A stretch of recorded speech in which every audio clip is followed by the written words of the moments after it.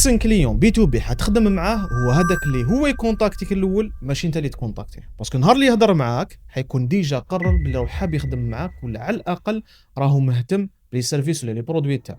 لا كيستيون هي كيفاش دير باش تخلي هذا البروسبي صح يولي كليون ديالك. اغلب الشركات بي تو بي في الجزائر راهم يديروا العكس، راهم هما اللي يجريو مور الناس، يبعثوا دي ميساج، يديروا دي رولونس، بصح حتى واحد ما ريبوندي ولا اللي ريبونديو قلال، وحتى اللي ريبونديو ماشي فريمون يافونسيو معاها، وتلقى لو طو كونفرت بزاف هابط. وهاد الحاجه يسموها البروسبكتين.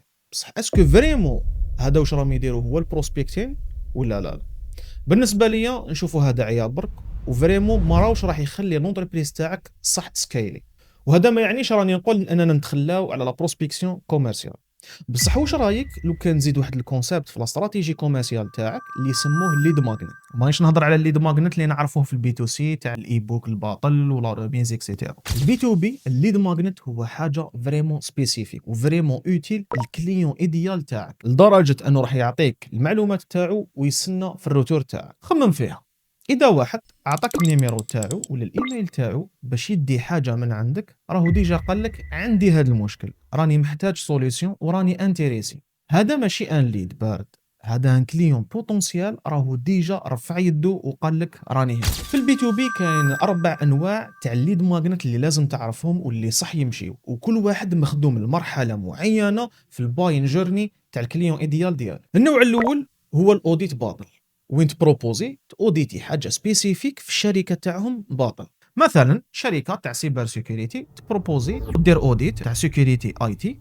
لي بي ام في الجزائر. البروسبي حيدي حاجه دو فالور، وانت حتدي المعلومات تاعو، واهم المعلومات تاعو راح تدي الثقه تاعو من خلال الاوديت هذه. النوع الثاني وهو تومبليت براتيك، وين تمد انوتي يقدروا يستعملوه درك. مثلا شركه كونسلتين اراش في الجزائر تخدم تومبليت تاع لو بروسيسوس دو ريكروتمون للشركات اللي راهم حابين يريكريتيو اول 10 خدامين تاعهم، واللي حيتيليشارجي هذا التومبليت هو بالذات نوع الشركات اللي حاب تخدم معاه. النوع الثالث هو كيس ستادي ديتاي، ماشي جيست تيستيمونيال وخلاص، وين تكون فريمون حكايه حقيقيه بارقام حقيقيه. مثلا كيفاش عاوننا شركه تاع ديستريبيسيون في الجزائر العاصمه باش ينقصوا الكو داكيزيسيون كليون تاعهم ب 35% في 90 يوم. الديسيدور اللي راح يقرا الحاجه هذه راح يقول هذا هو المشكل تاعي بالضبط، وراح يكونتاكتيه. النوع الرابع فيديو ايدوكاتيف ولا ويبينار، مثلا فيديو قصير ولا ويبينار يحل مشكله سبيسيفيك راهو يقابل الاي سي بي تاعك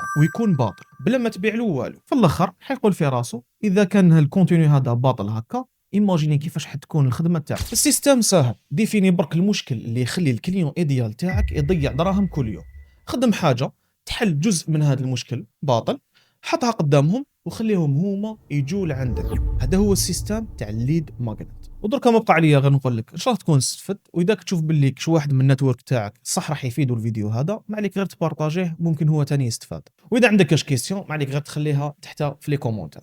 سلام.